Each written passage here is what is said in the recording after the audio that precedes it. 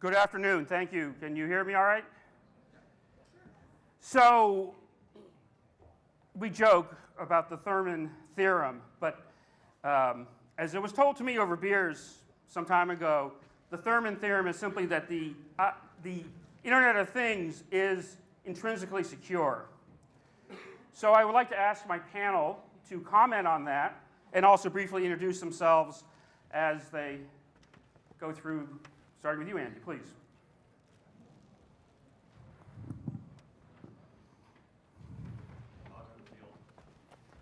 Hey guys, I'm Andy Thurai. I'm a Chief Technical Strategist for the IBM Cloud Platform. Okay. Hi, my name is Sandy Carielli. I am Director of Security Technologies at Entrust Datacard. Also, MIT Sloan class of 2006, so really great to be back on campus. And I think I have to say that I was also mentored by Ken Morse. My name is Sam Curry. I'm Chief Product and Security Officer for Cybereason. And I think you also asked a question about the Thurman theorem, is that right? Exactly. Yes. Any comments on the? Dead set against it. Yeah. Because if it's true, this panel will be the most boring ever, right? Like, why would people sit there and listen to this if it's all secure, right? But, True. Yeah, I don't think any new technology wave is intrinsically secure unless it does nothing, in which case, who cares? So. Hi, Omer Schneider, co-founder and CEO of CyberX. We're providers of industrial cybersecurity. I'm still trying to figure out what does this theory means. You know, nobody knows. Try to Google that. It might appear for the first time. Not yet. Yeah. Yeah, hi, Dan Harple, CEO of Context Labs. I Googled it and couldn't find it either. So I don't have a position as of yet. Very diplomatic. But our company basically is connecting physical and digital assets in a digital threat environment. I think we're changing what supply chain means, going upstream to an idea all the way through to production to a thing. And how are you feeling, by the way? I'm surviving. Oh, good. Yeah, Okay. you know, I just had pneumonia, so. Thank you for making it. So let me start off by asking, how is IoT security different than IT security? Please. Okay. Well, so the problem is IT is under your control, right? But IoT is, as we call it, is more of a OT, operations technologies. And it's been set up for, 20, 30, 40 years, even though people think IoT is somewhat brand new, starting from the PLCs in 70s and 80s and 90s. I used to work in some of those, dating myself. Right. So in those days, security was not an immediate thought because it's isolated networks that you control that by itself, localized. So they never had any security to begin with. And unfortunately, we're putting them all on the internet straight up. And we are thinking about as an afterthought, trying to do the security. But whereas on the IT side, things were somewhat well thought out, even though not 100%. So no security, putting them on the internet, trying to see what you can get out of that. Well thought out. That's how I would put it. Thank you. For the record, I stole this from Sandy, so I'll give you credit. Well, to add on to what Andy said, yeah, you have that OT component now. And with IT, we have some certain paradigms that we're kind of used to. We're used to the idea of switching out various devices, our phones, our routers, our servers every 3 to 5 years. We're used to having some amount of downtime in order to do maintenance and upgrades. That doesn't always work in the OT space. Your car, heck, I'm still driving my car from 20 years ago. And that still has to be supported. And I also can't have downtime on my car. Or as Andy and I were discussing, a few nights ago, I have a friend who lives in way, way northern Canada, like 10 hours north of Toronto, comes from a paper mill town. And he talks about paper mills that have been running continuously for 70 years. And those can't be brought down because once they're brought down, they actually have to be rebuilt in order to start up again. They never stop. Right. So you have to, a lot of the paradigms that we're used to in IT don't apply in IoT. Andy, I'll jump in on that. I'll invoke Metcalfe's law, right? That as the size of a network increases, the value of it increases nonlinearly, right? Yep. So it's the old spire graph, and as you add more nodes, it gets more dense. So too does the threat profile for it, right? The more complex it becomes, the more edges there are, the more risk there is. I think we're going to deal with many, many more devices. And I think looking back in 20 years, we'll think of pre-IoT, if we even use that label anymore, as a special instance that enjoyed some peculiar pockets of security that don't exist in the future. And I think we're actually faced with, as we put devices online, it amounts to internet pollution, some of the things that we're doing, right? We saw this when catalytic converters and the internal combustion engine got so prolific, we had cities clogged with smog. We had to pass new laws for how cars could be manufactured and sold and managed. We're going to have the same thing with, frankly, with all connected devices. We're going to have more of them. They're going to be faster. The stacks are going to become more sophisticated, and there's going to be more connectivity and more value extracted, and there's going to be more risk as a result on a scale we haven't seen before. Thank you. I think that another angle that my colleague Seven spoke about, eventually we're talking about three-dimensional problem. First, we're talking about the IT. All of us know what is IT, right? The computers, the routers, the switches, whatever. We talk a little bit about the OT. Some of that is old, legacy systems. Some of that is new. We're seeing that in CyberX all the time. And we're talking about the new world, the new connected devices that scales that problem. And in multi-dimensional world, we need to remember that we need to solve the legacy issues, we need to solve the new issues, and we need to make sure that we can combine that together in a world that is much more connected and had totally different threat landscape. And that's at least One we're still figuring some of the things that we're seeing, figuring out. I think there's a combination of IoT and OT in the sense that systems today weren't architected to be interconnected per se. So everything is an interconnected graph. So is IT secure? Absolutely not. And we tend to think that's more secure than OT, and I tend to think not. I think there's a connected context between everything. And there's a chain of custody and a chain of identity that goes with that. And it also starts with the design. Think about how, for example, how Huawei was banned. Okay, that's intellectual property. It was sort of encoded and embedded in chipsets. Well, there's no way to track that now, but one of the things we're trying to do with blockchain and combining with IoTs is track that. So literally there's a sort of a birth certificate of a thing that travels with it. And I think once that comes to fruition, you're going to have a much higher degree of security for IoT and OT. That's a key point, because all devices should have and don't at the moment have a unique, strong identifier. Right. This notion of a birth certificate, this notion of this thing is this thing and it's verifiably so, and there can't be others like it, regardless of how they're manufactured, is actually critical and doesn't exist today. And needs to be built in as early as possible into the supply chain. And we have to build it in now. And there's some basic hygiene stuff that has to be done, but if we don't get it right now, we're going to be paying the price for years to come with devices that live 70 years, as Sandy said. Is it a long form or short form of the birth certificate they use? What's that? Yeah, it's funny. Plus, Dan, note your company's name is Context Lab, so that's... Yeah, context is everything, yeah. So, but think about, for example, autonomous vehicles and mobility. As modules, ECUs get updated with firmware, people can get killed. So you need to have utter traceability back to the design board, the virtual design board and design tools that someone used in a company, so you can track this. And you can't have that unless you go upstream. So we call that going upstream. Ultimately, downstream is like driving your 20-year, I still drive a 20-year-old car too. I kind of like being downstream. But downstream will always be hacked. And I think until we kind of combine these two, as I said earlier, I think that'll start getting us to a degree of security that'll be reliable, and you can count on it. Well, there's a lesson from the Mirai botnet that we still haven't absorbed, which is that things must be resilient. They have to so yes, strong, unique identifier, and we should not be shipping with default usernames and passwords or credentials, but they have to be patchable and resilient. They have to be able to something to be recovered. And we're not even doing that in the automotive sense. And as soon as you said automotive, I think one of the bigger issues won't be security in this space, it'll be privacy.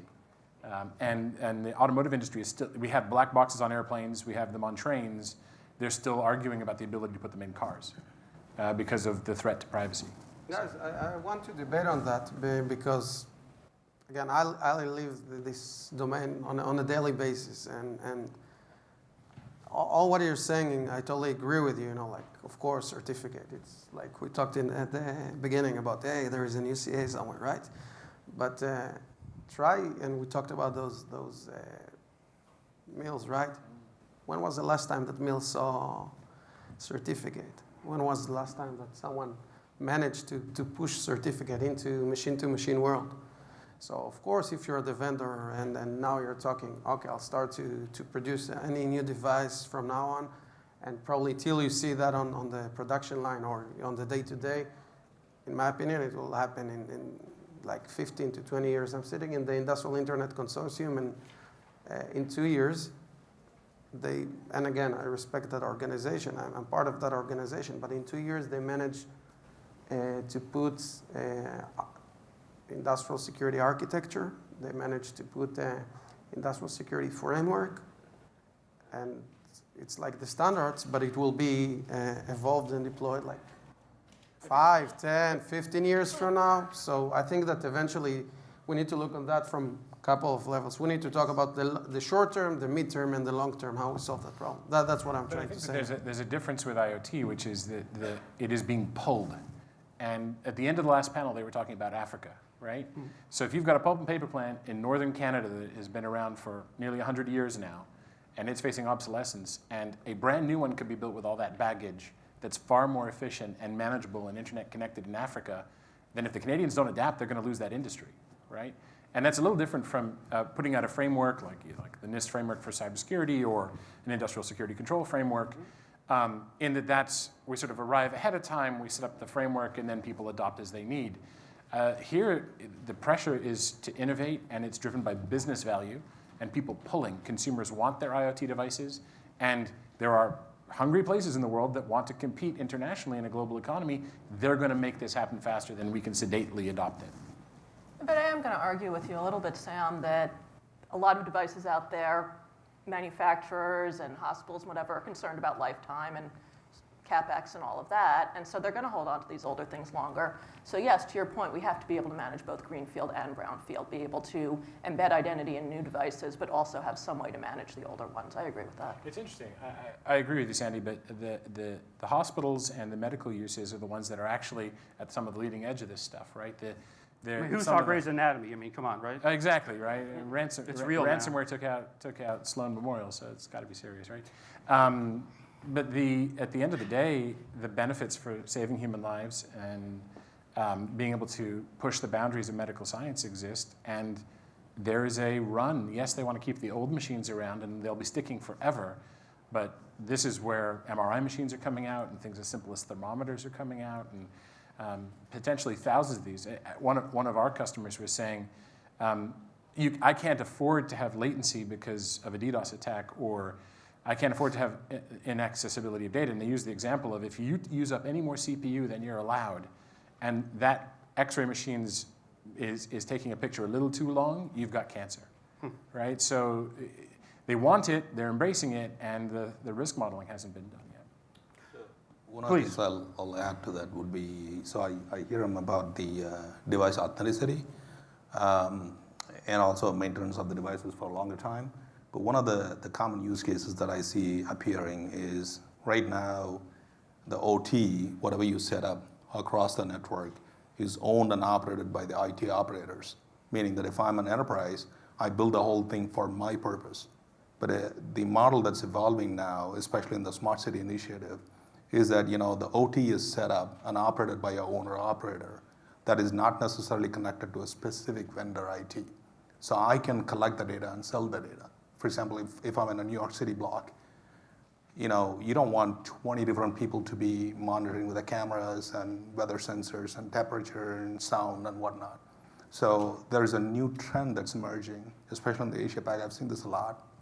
There'll be an owner-operator per block that they will collect the data, they'll consolidate the data, they'll sell it to you. So at that point, all this about the device security becomes a moot point because you're not worried about the device itself, about the OT itself. You're more worried about the data. So if you move to that model about just data consolidation, buy the data what you want, adjacent to the levels where you are. The argument. Riffing on Actually, that. let me just stop you for a second. So those that are in the audience, can you tell me, are you on the business side of IoT? How many folks raise your hands? Okay, and how about on the security side? A few propeller heads, okay. So how we sort of have these two camps in IT security, and maybe it's more problematic in IoT security. That is the people who live and breathe security, and then the line of business owner who just sees security maybe as something that's Dr. No. right, that's not important, or something that's to be bolted on versus built in. Can you, my esteemed panel, talk about that juxtaposition between those two roles and how that can be worked out in a way that actually benefits the end user? Sure, I'd love to answer that. So again, I think that what we've seen in the first question is the debate between IT, OT, IoT, but on the side of consumer, like IoT versus industrial. I think that these are two different problems. But if we'll go to what you refer now, Andy, as some of what will be the things that will enable the business from security perspective, how you converge the IT with the OT, and this is something that I see on a daily basis. I think that a lot of things that the guys talked about, like mining before, right? So what is one of the problems in the IoT of the minings, right? Or the existing infrastructure that they have something, sometimes it doesn't work, and nobody really knows. A lot of times when you bring security solution, at least in our domain, but I assume that also in the endpoint and other colleagues that I've got here, you bring visibility. And once you bring visibility, you bring better interoperability into an organization in which now they can run their processes in a much more efficient way. And before you bring the security, a lot of times you've got a gap because although the mining is keep on running, nobody really knows what's going on there. It's like a black box that it keep on operating, and then one day there's a disaster, and everybody's looking on the side. So what happened here? So that's one of the benefits that you can have with security while you're having the connectivity in the IT, OT, IoT domain. At least this is what I see. So Andy, I'll take a slightly different tack on that. We just saw a new kind of breach with Facebook, right? Absolutely. It wasn't somebody in their basement setting out with a vulnerability and phishing and going the insider route and then taking information against the IT controls. Instead, it was a very popular feature that gave access to far more data than perhaps it should have, but was actually technically within their policy to start with when it was first reported. And that has led to an absolute disaster for Mark Zuckerberg and for Facebook. Now, imagine if you walk into your CEO and say, well, we're going to be collecting that scale of information as never before seen. And we're a company that's not even as big and successful as Facebook. We do something far more limited. But now we're going to get insights on a par with that. And if we have an incident, then we're faced with that level of crisis. I think what you want to say is if you want to embrace everything that Omer just talked about, and you want to do it, it's hackneyed, but it's the brakes on a car, right? Like you don't have brakes on a car to stop. You have them there so you can go really, really fast. So if you do this correctly, you can embrace all that, and the controls are there to make sure we don't have breaches like that. I think that's the way to see. What you're saying is embrace what IoT brings to the business to bridge IT and OT. Do that, and you have to have these controls in place to do it, or we're going to wind up having to close the doors unexpectedly one day. Yeah, that's a really good point, Sam. And one of the things that's sort of related to that, you sort of couched this initially as IT versus business. But you also have the OT stakeholders as well, and I think all those different parties can really learn from each other. We're used to thinking of we're all security folks on this panel, we're used to thinking of ourselves as going in and teaching. But OT is really going to be contributing as much here on the safety and on the reliability side and driving a lot of those requirements as well. So we have an opportunity to learn, which I think is awesome. So let's switch topics and talk about breaches. To my knowledge, the first real IoT breach was Stuxnet, and I'll have someone on the panel describe that. What does that teach us about IoT security or lack thereof? And can you talk about other breaches that either may be public or not, based on your knowledge? Does anyone want to take Stuxnet? I can, others can. I can take a crack at it. Sure. So, I mean, Stuxnet So nobody knows how long it's been around, right? So we know because the nuclear facility was brought down, and that's the first time it was known. It could have been existed 5-6 years before that. What it proved is, Why don't you describe a little bit about the use case? right, so Stuxnet basically was a malware, for those who are not aware of, that was used specifically targeted and infected the computer systems of the Iranian nuclear facility, Nahan? Siemens PLCs Right. were affected to give the wrong telemetry from centrifuges that were taking hexafluorine to make enriched fissionable material and screwing it up. So it had a lot lower yield at much higher cost. So, and not only it reduced the yield, That's right. Actually it damaged them. It brought down about close to about 60% of the centrifuges were brought down, so they couldn't do a uranium enrichment after that. So the program pretty much It's a died. supply chain attack. Right. Yeah. So it's a supply chain attack on the uranium enrichment. So rather than attacking this side of it, if you kill the uranium enrichment, so they couldn't make nuclear bombs. But so what that brought is a couple of things. One is that entire facility and the entire network was completely air-gapped, completely out of the network. So it is not connected to the internet. So it is not your true IoT. It is a localized IoT. So what that proved is, if you want to attack something, at a cyber level, no matter how many levels of air gap you have, you can still get to that. That's basically the USB-based software, whatever they did. That's how it got there. But once you are able to target that and go after that, you can get to it and damage it, right? So that's how that became popular. But ask how many people know air gapping, because I think a minority of the audience are security people. How many people know what air gapping is? All right. Well, Yeah, so most do, but for those who don't, it's when there's no physical connectivity, right? But all air gaps actually bridge at some point with the internet. If they're IP-based, there's somewhere where, if you look at it over time, it's connected. It's just intermittent. Right. And so here, parts were crossing the boundary. Right. Although in some cases, updates do, Right. and systems, they migrate across the boundary. But so that is actually the early stages of internet connectivity, even if it wasn't true Right. IoT. Even before the connectivity happened. And then, the famous, what was it, about a year ago, the Delta systems were brought down, and it was more of a hacker thing that they went after a power gear and took down the main power gear to the computer. So the computer was down and the whole system was down. They canceled over like a few thousand flights. So essentially what that means is that with everything being connected to the internet, you don't have to attack the actual system itself. They're able to scan and find the most vulnerable point. And then if you attack that, you can bring down the entire system. The other classic example is... That's called the single point of failure. Right, exactly. So by scanning that, and you go after that as a targeted attack the same way as Stuxnet did, and then you can bring it down, right? And the other example would be that, when was it, 2005, the Eastern Power Grid hack, right? I mean, on an average, about... Yesterday, pipeline in America was hacked. We shouldn't go so far. Just as an example. Sorry about that. It happens on a daily basis. That's what I want to say. A lot of people think it's like Middle East, 2000, etc. On a daily basis. Sorry. Yeah, one of the best ones.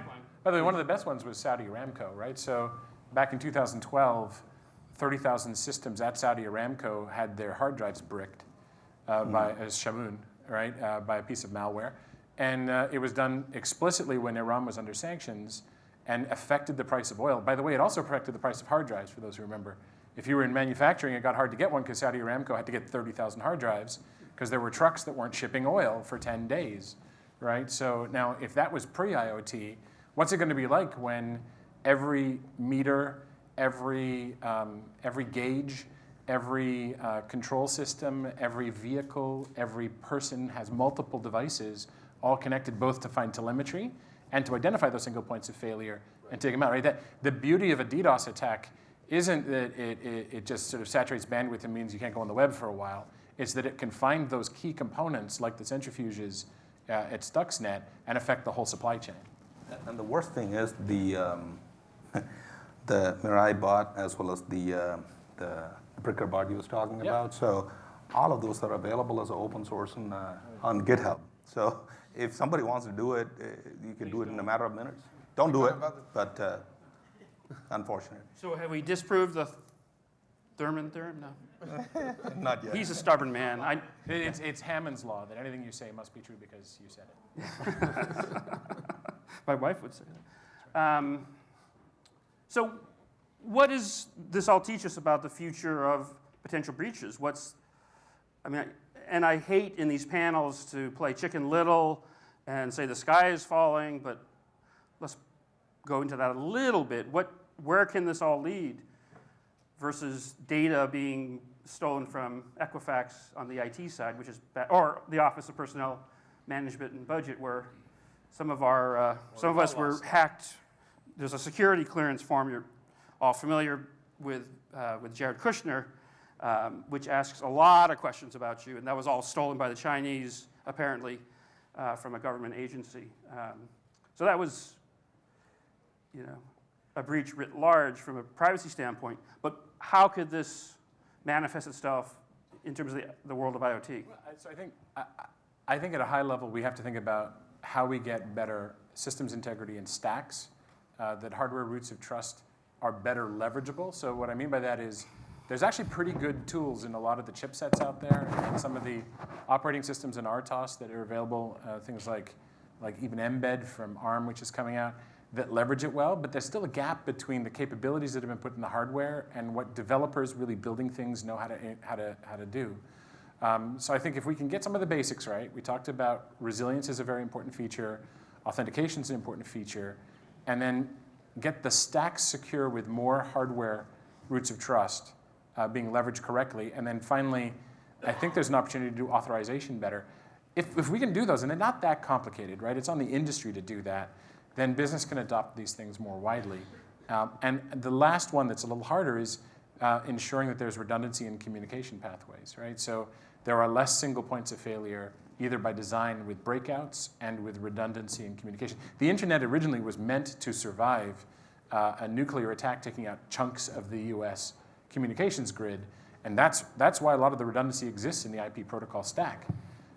We're losing a lot of that as we connect more things. There are single points of failure in a lot of business processes. I think it behooves us to make sure that when we architect these things that we put redundancy back in. If we do that, and it's not impossible, it just is going to require some concerted effort, then we can enjoy everything that the IoT is going to bring us that we want from games and work and things working better and everything else. Any other perspectives? I tend to think that it's not just a breach. If you think about what happened at Facebook, it wasn't a breach at all. I had a mobile company and going back in 2008, and you could access their API, and they could not control the data. If a developer used the API and ingested the data, they didn't know if they stored it and used it or anything else. So it's not just a breach. It's an architectural principle that I think comes down to the ability to track and trace things. And it's kind of an old school supply chain model, but I think it matters more now in this era as we're merging physical and digital. So this idea, like for example, if we had based the internet on Ted Nelson's work, a lot of these problems wouldn't be occurring right now either, So I think this interfaces with standards too, because you could have said that his innovation with Xanadu was far more sophisticated than what got rolled out, and it didn't get rolled out for whatever reason. At the same time, from a standards perspective, you mentioned some standards. Mm-hmm. Smaller companies wouldn't exist if standards bodies really mattered. Right. Because innovation happens in smaller companies who innovate, and the market penetration drives the adoption, which then informs standards. De facto, yeah, that even happens at the IETF. I mean, an IETF working group will happen on something, and then a member joins who's actually innovated and got something way cool, and that becomes part of the stack and the standard. So these things all have to kind of come together in a way that I think create this digital thread, and this is, maybe the controversial thing is I do think distributed ledgers have a role here, and that's important because you need to be able to track and trace this. If you just want to go back and, we could step back and look at the wonderful AWS schematic that was there, and what that says is we've solved all the world's problems. Completely not true. I mean, the innovation happens with companies who actually gain adoption, and I think it's a combination of who's going to get out in front and do things. You don't ask permission to do something really cool. I think the lazy way is to go and sort of license a big honking stack and then deploy and see what happens. So I guess I'm more of sort of a Darwinian technologist in the sense that I think cool innovation is going to come from someone who actually figures out, I mean, all the companies here are doing really cool things. I want to add one thing that eventually everything is hackable, right? You know, like it's like why we've got prisons because they're criminals, right? And why we've got IoT because we need to do connectivity, but eventually someone will hack that, whether it's Mirai, whether it's Zeol, whether it's back then Stuxnet or whatever. So tomorrow we'll invent something and then there will be other guys that try to hack that because sometimes it's cool, sometimes it got some other motivation. But we need to remember that we need to keep on improving our security measurements, in parallel, because security cannot exist by itself, right? Yeah, I mean, security is really a measure of your health and your rate of innovation in responding to new attacks, right? We're the only part of the IT stack that has an intelligent opponent at this point, right? I mean, most of the IT stack and the OT is dealing with nature, right? How do we stop problems inherent in assembly lines or fighting against bacteria? But we, in security, deal with the most insidious, which is human beings. And so to some extent, we're never, unless we solve the Turing test, you can measure how good you are at security by how well you adapt and change and shift. So I completely agree with that. Yeah, I agree with that as well. And I'd add, a lot of the work is going to be on us to do that regular risk assessment and risk modeling and update our understanding of what are the threats out there. What do we need to be concerned about? What are the priorities?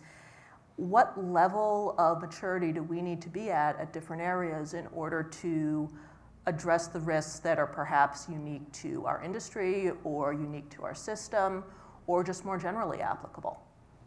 So when it comes to when they're doing IoT design, we can classify the things broadly into three categories, right? One is purely used for data collection purposes. So if those things are hacked or compromised, what is the worst that can happen? They can poison the data, poison the device. Maybe they can use it in a botnet attack, like the Mirai ones. So that's one category. And then there is the control devices, like the PLCs that control some valuable assets. And there are high sensitive ones that, as we were talking about, like the single point of failures and high value assets. So the design of security for each of them need to be totally different. So in the design thinking workshop, what we do is that when you're designing something for that, the security need to be in a much different level than this.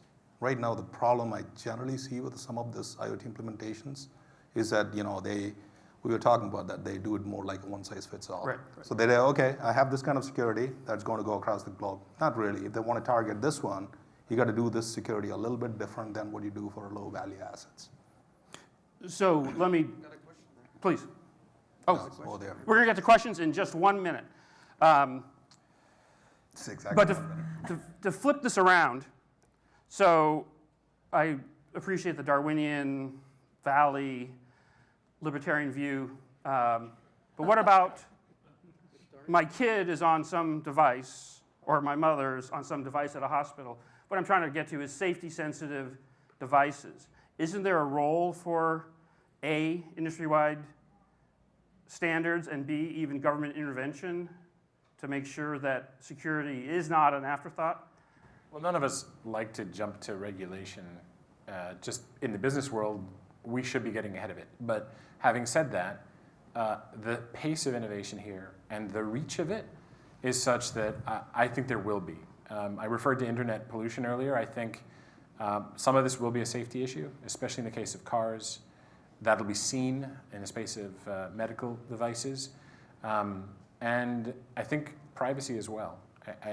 Yes, the previous panel mentioned GDPR and what's happening in Europe, but the ability to I like Dan's mention of a graph, and really it's about context in spite of his company name, but it is about relationships among these objects, and having access to it is valuable. It's valuable for mining and manipulation. We're putting a lot of trust by default in the stack, and I think that as a result, we need to be thinking seriously about what fundamental rights people have to privacy, and we should be thinking about society's safety, because we might build something that could cause irrevocable harm. So one of the things is the IoT, most of them they are still in an innovation phase, right? They are just coming on board. So it's not at a level that the big bodies and especially government and all those things, it takes maybe a couple of crashes from Tesla and Uber for them to look at it, right? So they are catching up with that yet, right?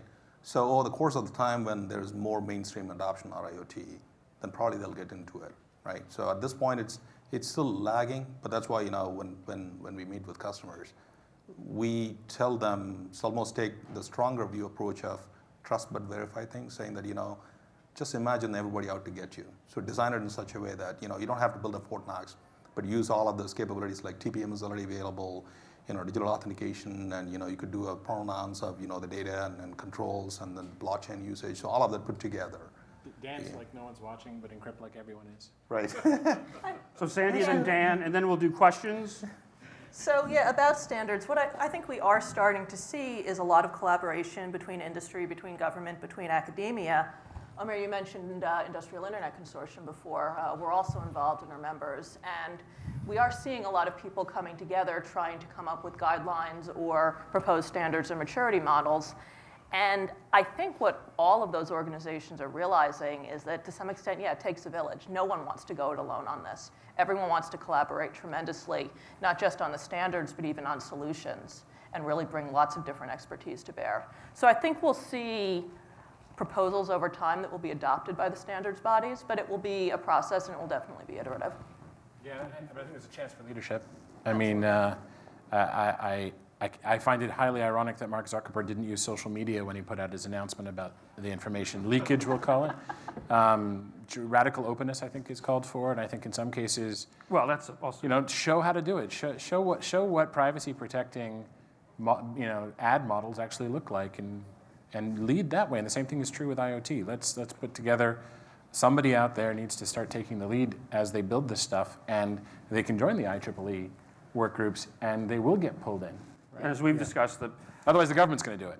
That's right. Well, and then looking towards the midterm elections, wherever you are on the political spectrum, there seems to be some lack of proactive work on the part of our federal government for a set of complex Did you say reasons. proactive and government in the same phrase? Like military intelligence. I'm sorry, Dan, please. Well, there's sequencing, right? Because it's a tricky question, because at which point in time does a regulatory body get involved? If you think about it, all the ICOs that happen, now the SEC is involved. And I think this week's quite interesting. If you think about the stance that Tim Cook took vis-a-vis Zuckerberg. However, it's an innovative, Apple's obviously an innovative company, but at massive scale. Yet they've enabled mass cryptography and encryption on devices in everyone's pocket. So ultimately that could become a bigger problem from a regulatory perspective than what Facebook did.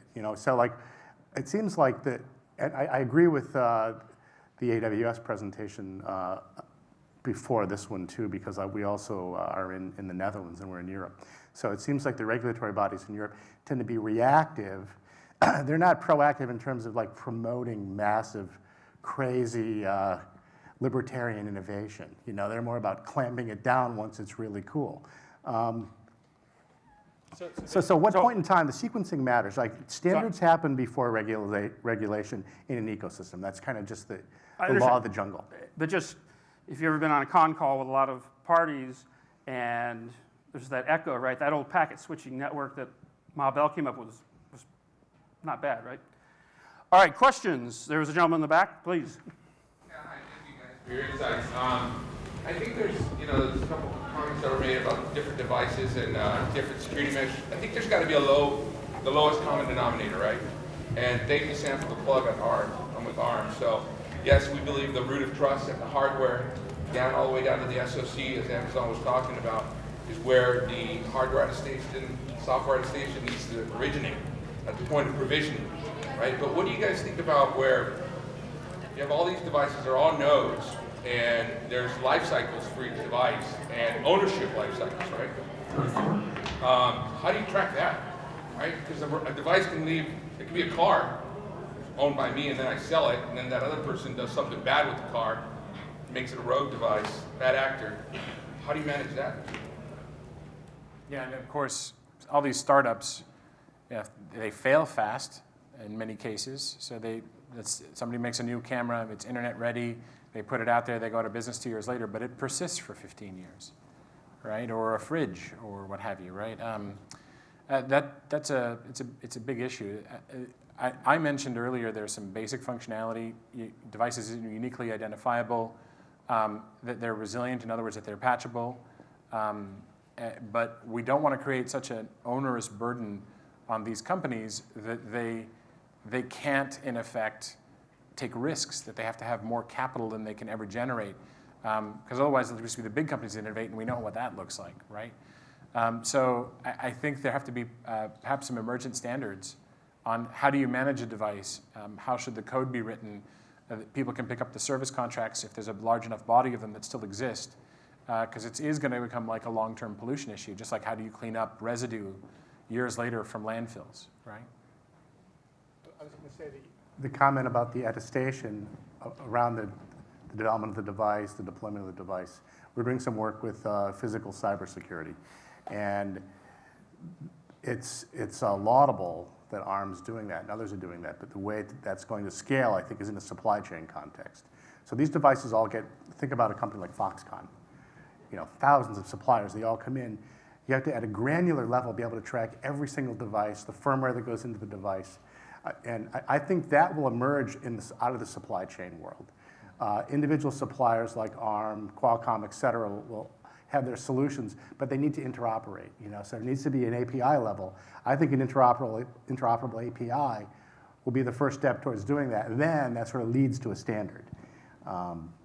I think in terms of like the way an ecosystem develops, it's more of a process. So one of the things I advise my customers is so obviously you gotta have a broad category of what are the things you measure something on. If you can't verify it's on the latest, greatest software and firmware, then your confidence score for that should be lower. For example, if you're taking some information from that, instead of giving a 100% score, give it only a 50% score. If you can't verify and validate who the owner is and the authenticity of the device, give a lower thing. So, the confidence score metric. And the other thing you could also do is that one of the things we recommend in our, you all know that IBM bought Weather Company, right? So that's the largest IoT implementation, one of the largest IoT implementation in the world, like 3 billion plus devices. So one of the ways they measure would be that when you measure something, and if you're not in agreement with the value that it's providing, you could either query the devices upstream or downstream or adjacent to make sure that it corroborates the information. So if you get something from this particular one, you look at either upstream, the supply chain, or downstream, make sure that it's kind of within the limits. So if it is something totally off, then you don't have to assign enough confidence score. You can make it as a 0, or you just completely take it out. There are ways you could do it, but again, you got to think that through the process before you design your systems. So here's a business idea for folks.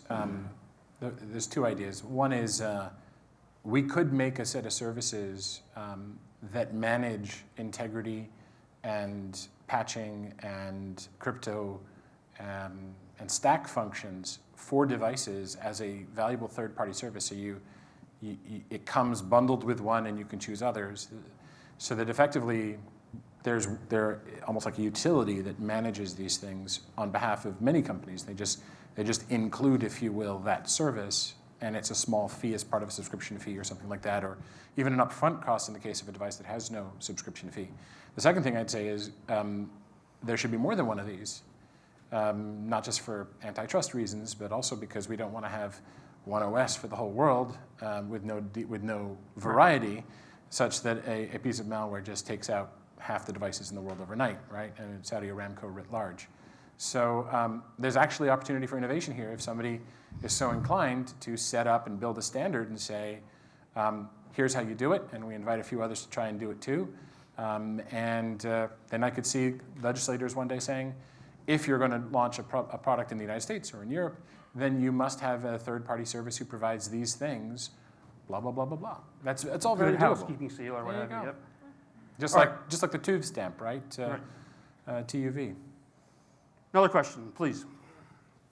So, kind of playing on some of the things you've talked about, privacy, and I'm thinking about, if you think about industry, city, and home, like home is probably the hardest case, I think, to solve.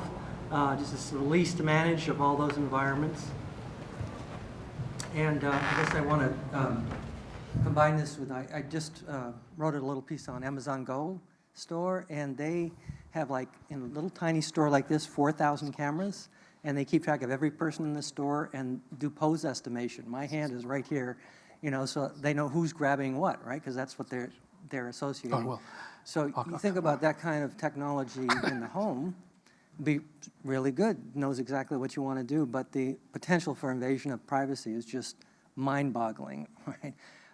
So today, the market, there's no market mechanisms to incent privacy and security in those home devices, and I guess that's my question: is is this something that you can get the market to drive rather than regulation, or is it going to take some sort of regulatory thing after people, you know, and the cows may be out of the barn by then, the time regulation sets up? So I think that Just let me there's, stop you, sorry. So we have to go to rapid answers, hot takes, sure. real quick. I We're don't gonna try to get a believe few in more questions privacy. in. I think that there is no privacy these days. You know, like, it's a myth.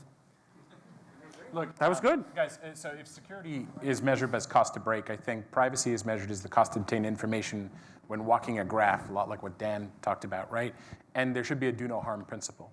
So yeah, I know where Omer's coming from when he says that there is no privacy, but we're going to be generating new information that doesn't by default just have to be accessible. Companies that produce things, they should be required to have data models that don't make it easier for unknown third parties to walk the graph and obtain information about relationships. That's very doable. Right, zip. Other question? Yes, please. How do you deal with the fact that in a lot of cases, this isn't as true in industrial, but certainly in consumer space, that there's basically no financial incentive or financial model for a lot of these companies to continue doing updates and maintenance over time?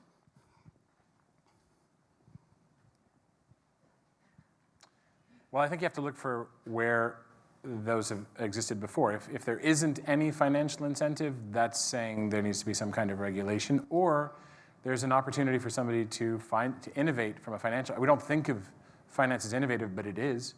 You know, there are ways of doing different billing structures, insurance models, actuarial models. Yes, if the IoT truly doesn't differentiate on the basis of cost, but on functionality, then somebody will pay a premium for that. And you have an ability to innovate in the business model side and have longevity as a business. It's not easy, but if it's not there, it's going to be regs. And if it is, if you believe it is there, it's time to innovate. Sorry. Next question. Is it reasonable to look at the model that they use for automobile safety and put it on the manufacturer to understand that there is a problem and to issue a recall and make that mandatory? That puts the burden on the manufacturer of the hardware, of the software, to make sure that they're developing products and services that are actually secure. I prefer the child product safety one. Yeah, think of the because they same- actually get ahead of it, right? They're like, oh, a baby died in this product, bring it back and fix it. They don't wait for someone to tell them. Whereas sometimes the automotive industry is like, it has to hit a threshold of death to be interesting. That's a degree of application Yes, of the regulation. I think And so. I agree with you that you can't have it go too far, but again, it puts the burden on the certain people that are responsible for developing these products and services and hardware, right, to make sure that they're secure. And when they identify that there is an issue, then it puts the burden on them to correct that. And knowing that up front, two things. One is that they could be more apt to develop more secure and think about security on day one. And number two is they're going to build the financial cost of continuous security into their pricing models. Well, and to your point, I think, as they address security, they're probably also addressing safety. So a lot of the safety considerations that might come with automotive today, a lot of the security issues could impact safety, so there's definitely a tie-in there, too. By the way, there's a thing called the 5-Star Alliance. Josh Corman did some principles for automotive. They're struggling with it right now, but your principles are the right ones. Question. Right. So in a connected systems, system of systems, sometimes we design assuming you might not have network connectivity. It should still work without network connectivity. So if we looked at that model, is there a way to do what I call selfish security? The horse is already bolted, right? So there are all these orphaned cameras and whatnot. I can't do anything about it. But I'm going to absolutely secure my system and systems I care about. And over time, with evolution, will the orphan system just be obsolete, die, whatever? So it's similar to making sure network devices can still operate without network connectivity. That analogy, is there a possibility? We could build. All the time, by the way. It happens on the OT environment, if you think about that.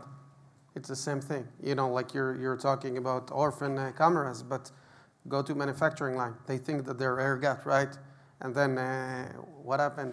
You've got WannaCry and NotPetya, and then third part of the industrial domain, or half of the entire industrial world, you know, manufacturing and so on, get hit by that. And like then Merck is losing $500 million in quarter, and they shut down all their pharma lines. So when you're going back to the camera, you can build on top of those, like we talked about before, whether we'll find a specific API or protocol that will signal, you know, like you're doing your daily job, you must have like a signaling system or some sort of a querying system, you know, like that you'll observe something that someone is sending to you, and it can work once you're connected to someone because eventually you're connected to something.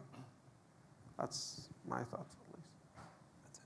I think it's a really complicated question. I kind of don't get the question. Well, you know, like when you're off the grid, you're off the grid. Yeah, but there's an opportunity for these devices to figure out new pathways together, right? And so the primary connectivity goes away and then it fails over. Some of your work on blockchain could help here, right? And there's things with secret sharing that you can do.